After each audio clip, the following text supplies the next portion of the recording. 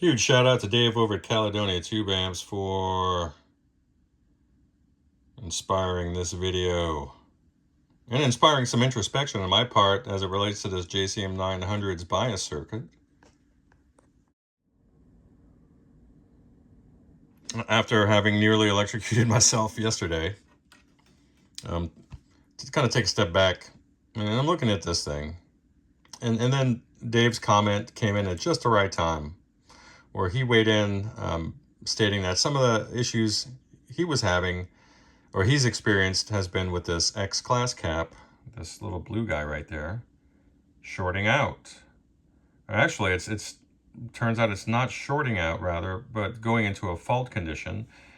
And for those of you that don't know, these particular caps are known as safety caps, but what they're designed to do is to scrub EMI and RFI noise from your power.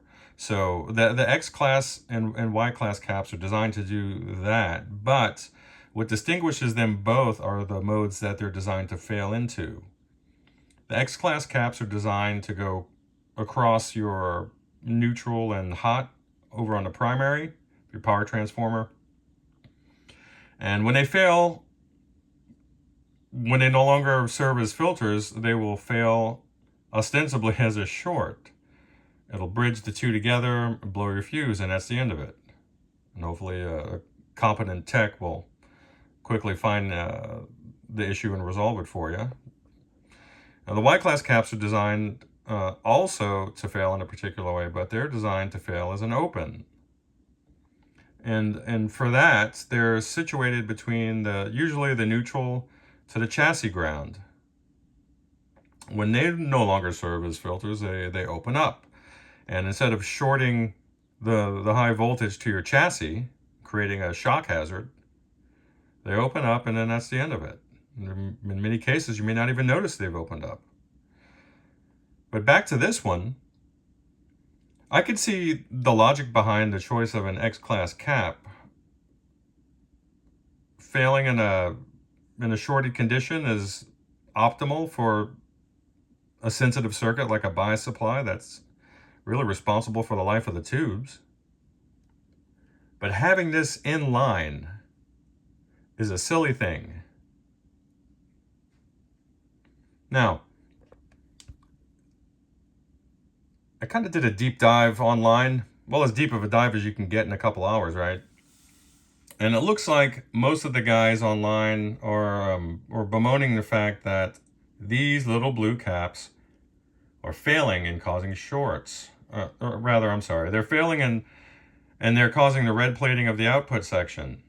And they're not failing as shorts, they're actually doing the opposite of their intended design, and they're failing as opens. So why even use them? So, let's get this guy out of there. If the job is filtration, and it is, and not safety or scrubbing noise, and it's not, then why not put a 630 volt 0.047 type of a cap in its place? And I'm using a Panasonic ECQ for the purpose here. When this fails, if it does, it's going to fail as a short, and I guarantee it's going to defeat the odds of the X-class cap and actually fail as a short. I've never seen one of these open up, and they've always failed as shorts, if they fail at all. It's a very high quality cap, overrated, probably twice over from a voltage handling perspective. So I think it's the perfect component for this particular use. So in it goes, out goes this one, and that's the way we're going to run it. Now, Scott, if you're zooming in here, buddy, I'm going to send you your tracking number. Your tubes will be arriving tomorrow by 7 p.m. I will have them installed and biased, and then we'll go ahead and do another 70-minute burn-in. Running the old, running the signal through the input, and we're going to monitor for any bias creep or wiggle that's not a direct result from fluctuating AC coming through the outlet on the wall. We're going to be looking for leakage in other ways, and hopefully, as this thing heats up, and I'll expedite that process, if it's going to fail and drift, we'll catch it. So that's about it. Take it easy.